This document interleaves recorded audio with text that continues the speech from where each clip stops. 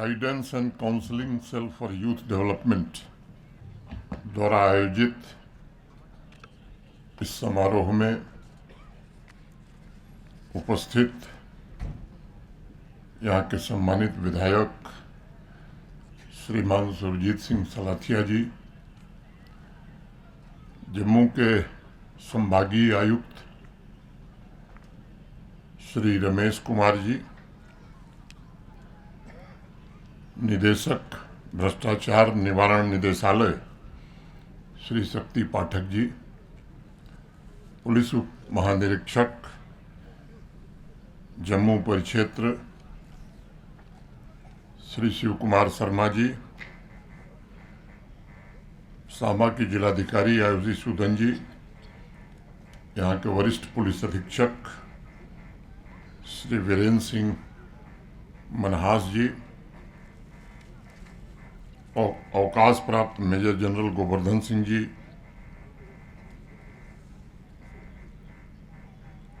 Colonel Jaswant Singh ji, doctor SC. Sharma साहब जो राधा स्वामी सत्संग आश्रम से आए हैं और जिनका बड़ा सहयोग रहा है, जीसीसी के प्रतिनिधि श्री वीर प्रताप सिंह जी, सांबा जिला प्रशासन के सभी वरिष्ठ अधिकारी,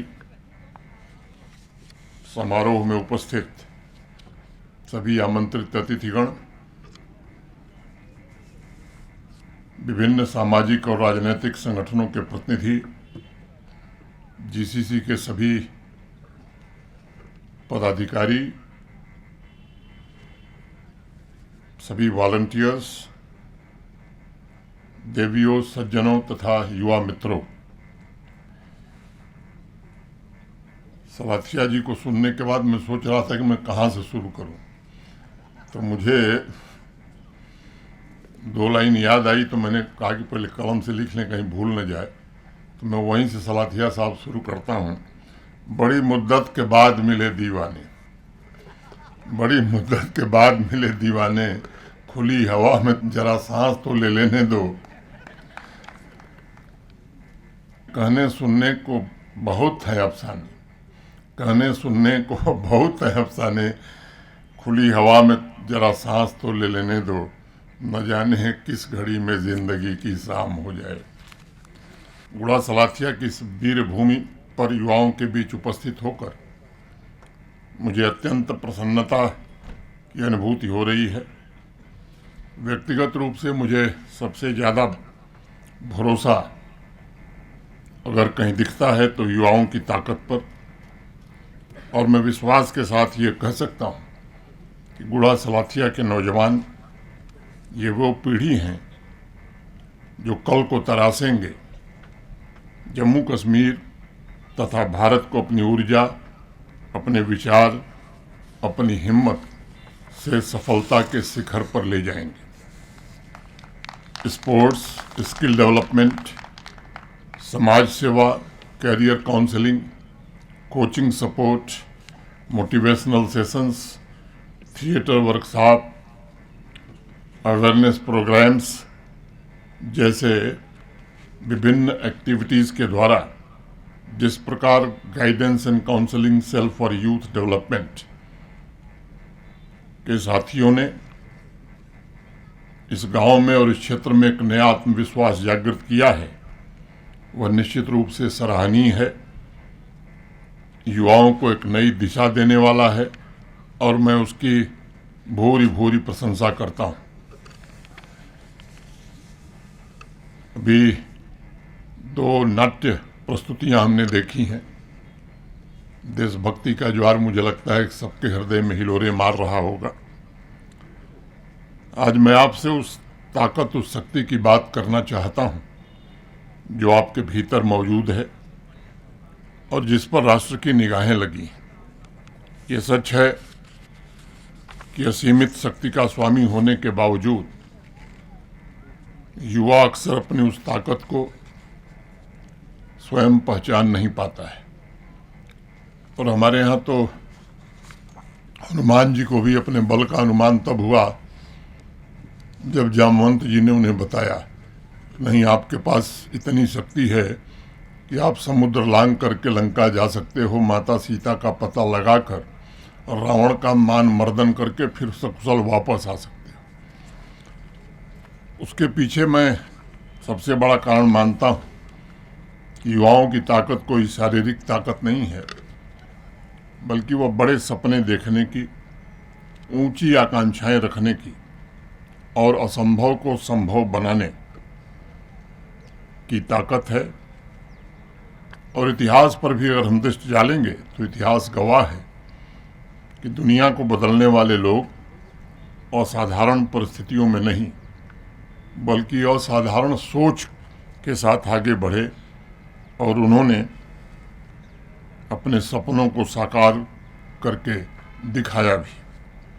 आज मैं guidance and counselling cell for youth development के साथियों के साथ साथ सांबा के नौजवानों से भी कहना चाहूँगा कि बड़े सपने देखने का अर्थ केवल कल्पना करना नहीं होता, बल्कि मछली की आंख की तरह अपने लक्ष्य को देखना है और उसे भेदने के लिए अर्जुन की तरह पूरी एकाग्रता, निष्ठा और ईमानदारी से प्रयत्न भी करना है। इस बात को हमेशा याद रखने की ज़रूरत है कि आप जब लक्ष्य ऊंचा रखते हैं तो आपका दृष्टिकोण बदल जाता है, आपकी मेहनत की दिशा भी उसी हिसाब से तय होती है और आपकी जो ऊर्जा है वो एक उद्देश्य से जुड़ जाती है। और इसलिए हमारी संस्कृति में भी कहा गया है कि सपने वही साकार होते हैं जिनके साथ साहस और प्रतिबद्धता ये दोनों जुड़ी होती है। कठोपनिषद में हमारे यहाँ कहा भी गया, उत्तिष्ठत जाग्रत प्राप्य वारन निबोधत, उठो जागो और तब तक मत रुको जब तक लक्ष्य प्राप्त न हो। बड़े सपने देखने के बाद कर्मठता और दृढ़ संकल्प के साथ लक्ष्य प्राप्ति के लिए निरंतर प्रयास करना ही होगा। मित्रों, महात्मा गांधी युवाओं को सामाजिक परिवर्तन का सबसे सशक्त माध्यम मानते थे और कहते भी थे महात्मा कि राष्ट्र का निर्माण नागरिकों के निस्वार्थ समर्पण की नींव पर ही हो सकेगा। एक बार 1929 में यंग इंडिया के अपने एक लेख में बापू ने लिखा भी कि भारत एक ऐसी भूमि है जहां सर्वोच्च आकांक्षा रखने वाले किसी व्यक्ति को अपने विकास के लिए जो कुछ चाहिए वह सब इसी मिट्टी से मिल सकता है। लेकिन ये भी सच है कि जीवन की राह बहुत आसान नहीं होती। अपनी आकांक्षाओं को पूरा करने के लिए बाधाओं को पार करना ही होता है। इस बात को सदैव याद रखिएगा कि असफलता तो आएंगी ही, कई बार परिस्थितियां भी आपके विरुद्ध होंगी, लेकिन वह चुनौती भरे पल होते हैं जो आपके धैर्य, दृढ़ संकल्प की परीक्षा लेते हैं। इस बात को गांठ बांध लीजिए कि जीवन के कर्म क्षेत्र में हार केवल तभी होती है जब इंसान प्रयत्न करना छोड़ देता है। अगर इंसान ईमानदारी से निरंतर प्रयासरत है तो मैं मानता हूं कि हर असफलता, हर चुनौती उसे और मजबूत बनाती है। हर संघर्ष उसे राष्ट्र निर्माण में आगे बढ़ने का संकल्प और ऊर्जा देता है। हिंदी के एक बड़े प्रख्यात कवि हुए शिवमंगल सिंह सुमन जी, उनकी चंद पंक्तियां मैं प्रस्तुत करूंगा। यह हार एक विराम है, यह हार एक विराम है, जीवन महासंग्राम है। तिल तिल मिटूंगा पर दया की भीख मैं लूंगा नहीं, वरदान मांगूंगा नहीं। स्मृत सुखद पहरों के लिए, अपने खंडहरों के लिए, यह जान लो मैं विश्व की संपत्ति चाहूंगा नहीं, वरदान मांगूंगा नहीं, वरदान मांगूंगा नहीं। आपके भीतर हिम्मत और स्वाभिमान का जज्बा ही असफलताओं को पीछे छोड़कर बंधनों से मुक्त होकर सफलता की ऊंचाइयों को छूने के लिए सदैव प्रेरणा देता है। जब मैं पीछे आया था तो गुड़ा सलाथिया के युवाओं से विशेष रूप से मैंने कहा था कि जीवन यात्रा कभी भी बिल्कुल परफेक्ट नहीं होती है, पूर्ण नहीं होती है, बल्कि उसमें उतार चढ़ाव आते रहते हैं। हर कदम पर कोई न कोई परीक्षा आपके सामने खड़ी होती है। कई बार मन में ये विचार आता है कि आपके सपने बहुत बड़े हैं, क्या ये पूरे हो पाएंगे? कभी कभी मन में यह भी ख्याल आता है कि तेजी से बदलती दुनिया में मेरा अपना स्थान कहाँ होगा, क्या होगा। इसलिए मैं एक गूढ़ बात का जिक्र आपसे करना चाहता हूँ। इतिहास के सबसे बड़े परिवर्तन परफेक्ट लोगों ने कभी नहीं किए। वह परिवर्तन ऐसे नौजवानों से हुए हैं जो साहसी थे, अनिश्चित भविष्य का मुकाबला करने के लिए तैयार रहते थे। आप ये जानिए कि आपके भीतर सीखने की क्षमता है, आगे बढ़ने का जज्बा है और बदलाव लाने की ताकत है। स्वयं पर विश्वास करना सीखिए और विश्वास ही नहीं, उसके लिए लगातार मेहनत कीजिए। अपने लक्ष्य के साथ कभी भी समझौता मत करिएगा। छोटे कदम भी यदि सही दिशा में हों तो वो बड़ी मंजिल तक पहुंचा देते हैं। दुनिया उन लोगों को याद रखती है जिन्होंने हमेशा सीमाओं को चुनौती देने का काम किया है, डर को हराकर असंभव को संभव बनाने का मादा रखा है। और मैं भी चाहूँगा कि आज इस अवसर पर यहाँ के नौजवान, यहाँ के युवा ये संकल्प लें कि बड़े सपने देखेंगे, जीवन के इस महत्वपूर्ण दौर में ऊंचा लक्ष्य भी रखेंगे, पूरे साहस और संकल्प के साथ, प्रतिबद्धता के साथ उसे ईमानदारी से हासिल करने की हर कोशिश भी करेंगे। भविष्य आपका इंतजार कर रहा है। आज हम एक बेहतर भविष्य तथा सशक्त और प्रगतिशील समाज की कल्पना करते हैं। सबसे पहले देश की नज़र आज युवाओं पर है। आप केवल भविष्य की आशा नहीं है, बल्कि वर्तमान की सबसे बड़ी ताकत भी है। इसलिए आज इस अवसर पर आपको ये विचार करना होगा कि पिछले 10-12 वर्षों में देश में जो एक नए प्रकार का आत्मविश्वास आया है, देश ने जो स्वयं एक लक्ष्य तय किया है कि 2 शताब्दी बाद माने 2047 तक विकसित भारत को मूर्त रूप होते हुए हम देखेंगे, उसमें आपकी भूमिका बड़ी महत्वपूर्ण होगी। आज हम दुनिया की चौथी बड़ी अर्थव्यवस्था है। 2-2.5 वर्षों में दुनिया की तीसरी बड़ी अर्थव्यवस्था हम बनेंगे, इसके संकेत भी मिल रहे हैं। आज दुनिया में सबसे तेज गति से बढ़ने वाली अर्थव्यवस्था भारत की है।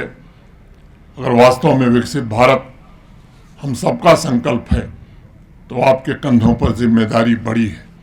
और इसलिए उस समय पता नहीं, हम में से तो बहुत सारे लोग नहीं होंगे, लेकिन आप अपने कैरियर के पीक पर होंगे। ये जो आने वाले 21 वर्ष हैं, मैं समझता हूँ ये राष्ट्र के लिए, अपने संकल्प के लिए समर्पित करके निश्चित रूप से भारत को विकसित बनाया जाए, इसमें सबको जुटने की आवश्यकता है। उस संकल्प भी मुझे लगता है कि आज के दिन, जिसको आप पवित्र दिन मानते हैं, 7th एनुअल डे, 7वां वार्षिकोत्सव है आपका, तो मैं आपसे अपेक्षा रखूंगा कि समाज को दिशा देने की क्षमता आपके विचारों और आपके आचरण और आपके कर्म, इन तीनों में निहित है। आपके मूल्य और चरित्र ही एक मजबूत समाज की नींव निर्मित करते हैं। ईमानदारी, सत्यनिष्ठा और संवेदनशीलता के साथ ही समाज को सही दिशा दी जा सकती है। युवाओं में मौजूद इन गुणों को मैं कंपास की तरह देखता हूँ और इसलिए इन मूल्यों के अनुरूप सही और गलत में अंतर समझकर आपको ऐसे कार्य करने होंगे जो समाज में विश्वास, सुरक्षा का वातावरण कायम करने में मदद करें। दूसरी बात मुझे ध्यान में आती है कि अब सीखने की प्रक्रिया कभी समाप्त नहीं होती है और होनी भी नहीं चाहिए। शिक्षा अब केवल डिग्री तक सीमित नहीं है। निरंतर सीखने की इच्छा युवाओं को नए विचारों, नई तकलीफों और बदलती परिस्थितियों के अनुरूप खुद को ढालने में सक्षम बनाती है। इस बात को सदैव याद रखिएगा कि नॉलेज और इनोवेशन से ही समाज और राष्ट्र को ताकत मिलेगी। तीसरी बात जो मेरे ध्यान में आती है, जिम्मेदार नागरिक बनना ये हर युवा का प्राथमिक दायित्व होना चाहिए। अधिकारों के साथ साथ हमें अपने कर्तव्यों के प्रति भी सदैव सचेत रहने की जरूरत होती है। कानून का सम्मान करना, सार्वजनिक संपत्ति की रक्षा करना और सामाजिक विकास के कार्यों में भाग लेकर युवा शक्ति जमीनी लोकतंत्र को भी मजबूत बना सकती है। इस बात को सदैव स्मरण रखिएगा कि जागरूक युवा ही विकासशील, स्थिर और न्यायपूर्ण समाज की पहचान होते हैं। चौथी बात जो मैं कहना चाहूँगा, युवाओं को समाज में एकता और सौहार्द बनाए रखने का भी संकल्प लेना चाहिए। आपको यह सुनिश्चित करना होगा कि समाज के किसी भी वर्ग में जाति, पंथ, लिंग, भाषा के आधार पर भेदभाव न हो। मैं मानता हूं कि भारतवर्ष की समृद्ध डाइवर्सिटी को अपनाकर आपसी संवाद और सहयोग को बढ़ावा देकर युवा शक्ति जम्मू कश्मीर में आपसी सम्मान और समझ की एक नई मिसाल कायम कर सकती है। युवा साथियों, पांचवी बात जो मैं आपसे कहना चाहूँगा, टेक्नोलॉजी और नए डिजिटल टूल्स का उद्देश्यपूर्ण उपयोग होना चाहिए, जो लोकल समस्याओं के लिए भी नए समाधान प्रस्तुत कर सके। आज आपके कंधों पर बड़ी जिम्मेदारी है। मॉडर्न टूल्स का प्रयोग नॉलेज के प्रचार प्रसार, जागरूकता को बढ़ाने तथा सकारात्मक विचार साझा करने के लिए किए जाएं, ऐसी मेरी अपेक्षा है। मैं समझता हूं सही दिशा में इस्तेमाल की गई टेक्नोलॉजी सोशल ट्रांसफॉर्मेशन और इनोवेशन का सशक्त माध्यम बन सकती है। छठवीं बात, संकल्प कम्युनिटी डेवलपमेंट का प्रमोशन, इसके प्रति भी प्रतिबद्धता आपको दिखानी चाहिए। समाज के हर एक वर्ग में करुणा और अपनेपन का विकास हो। मुझे याद है 5 वर्ष पहले जब गांव में यूथ क्लब स्थापित किए जा रहे थे, उस समय भी मैंने ये बात कही थी कि समाज के कमजोर वर्गों की सहायता, पर्यावरण संरक्षण, स्थानीय विकास कार्यों में सक्रिय भागीदारी युवा वर्ग अगर चाहे तो राष्ट्र निर्माण में सबसे महत्वपूर्ण योगदान दे सकता है। आजकल यूथ लीडरशिप की बड़ी चर्चा है, लेकिन इसके असली अर्थ को भी समझने की जरूरत है।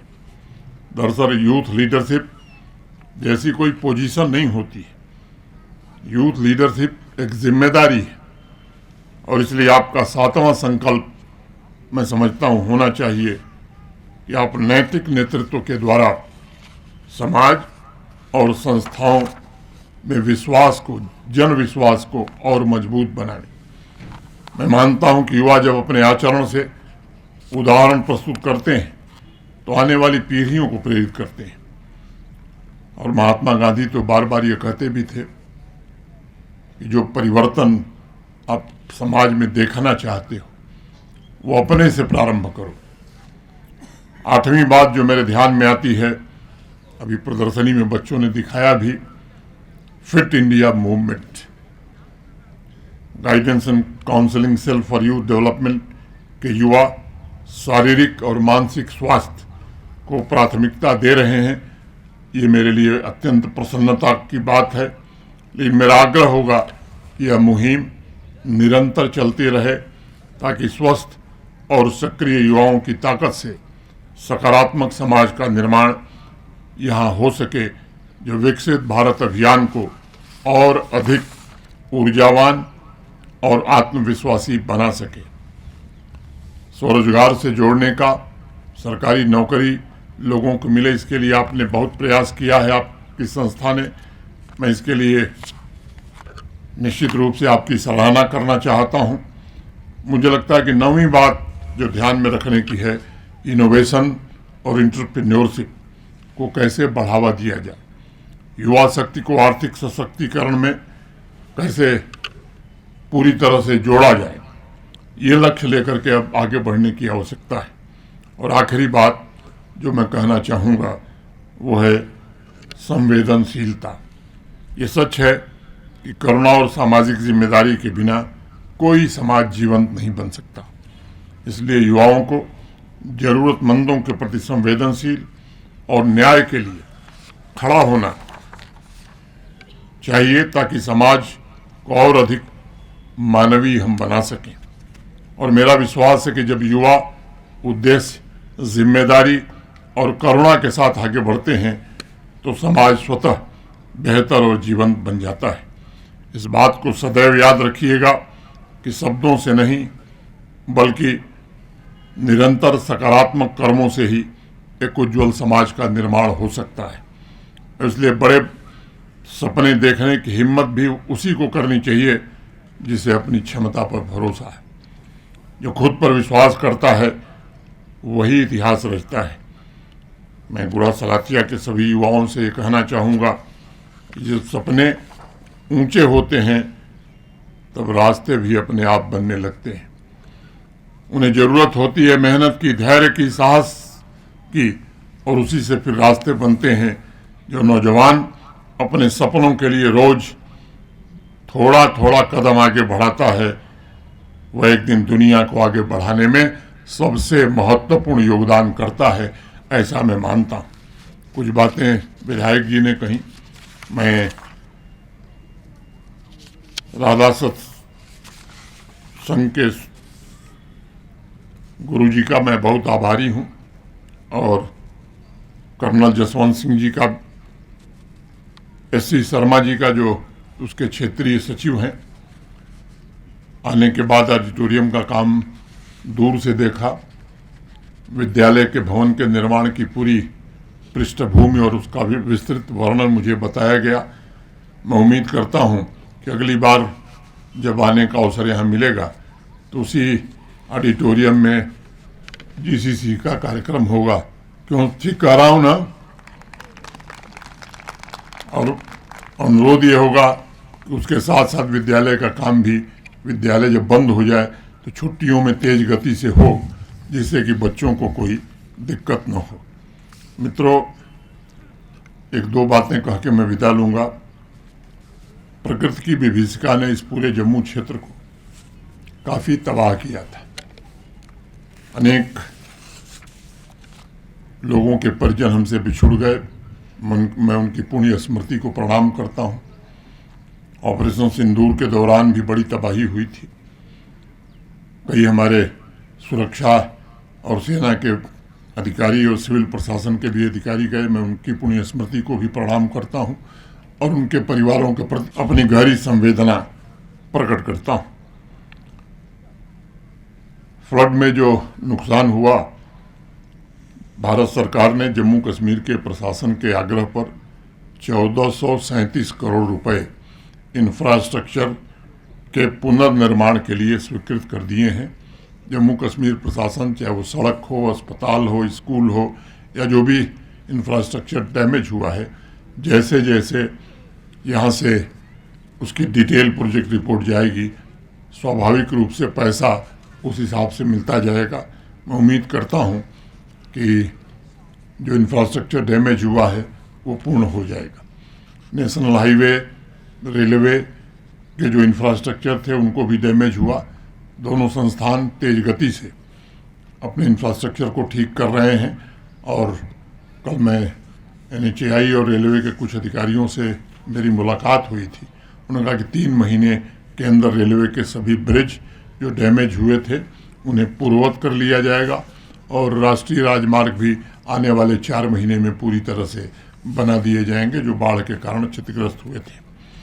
सलाथिया साहब ने जिक्र किया, सरकारी सहायता उन तमाम लोगों को जो अनुमन्य है, उन्हें प्रशासन की ओर से दे दी गई थी, चाहे वो बाढ़ की राहत हो, घरों के पुनर्निर्माण के लिए जो मानक तय हैं, निर्धारित हैं उनके हिसाब से। लेकिन हम सब जानते हैं कि उस राशि में घर नहीं बन सकता है, और इसलिए एक बड़ी प्रसिद्ध संस्था है केरल के एक स्वामी जी हैं, उनकी संस्था है HSS, उनसे निवेदन किया गया था। पहले उन्होंने ऑपरेशन सिंदूर में जिन लोगों के घर तबाह हुए थे उसको बनाने का जिम्मा लिया था। उसी बीच में मचैल माता के पास एक बड़ी त्रासदी आई जिसमें कई लोग हमसे बिछुड़ गए, कई लोगों के घरों की बर्बादी हुई। फिर उनसे आग्रह किया गया कि उनको भी जोड़ लिया जाए। अभी उससे हम लोग उबर भी नहीं पाए थे, तब तक बाढ़ की विभीषिका ने पूरे जम्मू क्षेत्र को विशेष रूप से तबाह किया। तो अभी तक 1800 से ज़्यादा घरों के निर्माण का काम शुरू किया गया है। हर घर 10 लाख रुपए की लागत से बनेगा। 3 बेडरूम का वो घर होगा और 6 महीने में घर बन करके तैयार हो जाएंगे। उस संस्था की ओर से ही फ्री इंटरनेट कनेक्शन भी उन घरों में दिया जाएगा। जो घर में रहने वाले लोग हैं उनको लाइफ इंश्योरेंस भी संस्था प्रदान करेगी, और हर 5 साल के बाद उसकी मरम्मत और पेंटिंग का काम भी संस्था के द्वारा किया जाएगा। हर वर्ष उस घर में रहने वाले लोगों का हेल्थ चेकअप भी संस्था खुद कराएगी। सांबा जिले में भी 105 घरों का निर्माण कार्य तेज गति से हो रहा है। मुझे याद 1.5 महीना पहले, करीब 1 महीना पहले मैं आया था, 1.5 महीना पहले। 6 महीने में वो घर बन करके तैयार हो जाएंगे। समाज में मैं समझता हूँ कि हमारे देश में ये परंपरा रही है कि अच्छे कार्य के लिए लोग आगे आते हैं, और आपकी नीयत अगर ठीक है तो मैं समझता हूँ कि लोग मदद भी करते हैं। जैसे राधा स्वामी के महाराज जी ने किया हम लोगों की मदद। आज मुझे SC शर्मा साहब कह रहे थे कि अब एक प्रोजेक्ट आपने दिया, अब आगे नहीं बता रहे हैं।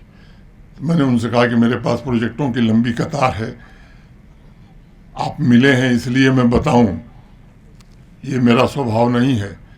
जब गुरुजी आ जाएंगे तो उनके समक्ष उपस्थित होकर के मैं पूरी विस्तृत सूची आपकी सेवा में प्रस्तुत करूंगा, ताकि केवल गुड़ा सलातिया में नहीं, जम्मू रीजन के और क्षेत्रों में भी आपने जो पवित्र काम आपकी संस्था ने देश भर में किया है उसका लाभ जम्मू क्षेत्र के लोगों को भी मिल सके।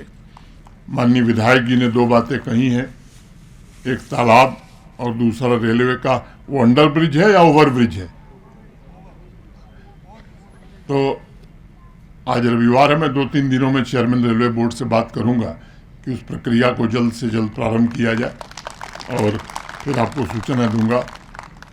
तालाब में समझता हूं कि आपका जो CDF है वो पर्याप्त है। युवाओं की ऊर्जा, यहाँ के नागरिकों को जोड़ करके इस काम को आप पूरा करें, ताकि अगली बार जब हम लोग आवें तो विद्यालय, ऑडिटोरियम और तालाब, और उसके साथ साथ ओवर ब्रिज का काम भी तेज गति से होता हुआ सब लोग देख सकें। इतनी ही बात कहता हुआ मैं GCC के प्रति हृदय से आभार व्यक्त करते हुए यहाँ उपस्थित सभी महानुभावों के प्रति हृदय से कृतज्ञता ज्ञापित करते हुए, और रॉबर्ट फ्रॉस्ट की वो कविता मुझे ध्यान में आई तो उसको कह के ख़त्म करूँगा। The woods are lovely dark and deep, but I have promises to keep, and miles to go before I sleep, and miles to go before I sleep. धन्यवाद। जय हिंद, जय भारत।